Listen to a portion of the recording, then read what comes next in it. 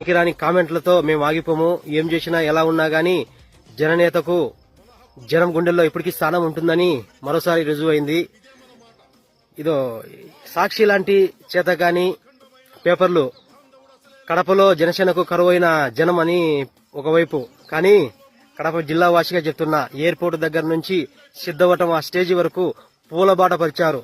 మన జిల్లాలో ఎవరికి ఇవరంత ఘన స్వాగతం నాయకుడు జనసేన అధినేత పవన్ కళ్యాణ్ గారికి మాత్రమే దక్కింది.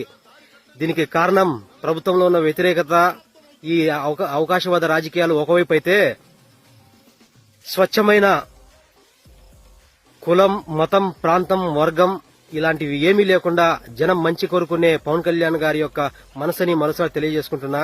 ఏదేమైనా గాని భావితరాల బంగారు భవిష్యత్తు కోసం ఉన్న జన నాయకుడు పవన్ కళ్యాణ్ గారి వెంట మేము ఉంటామని మరోసారి తెలియజేస్తూ జై జనసేన, జై హింద్.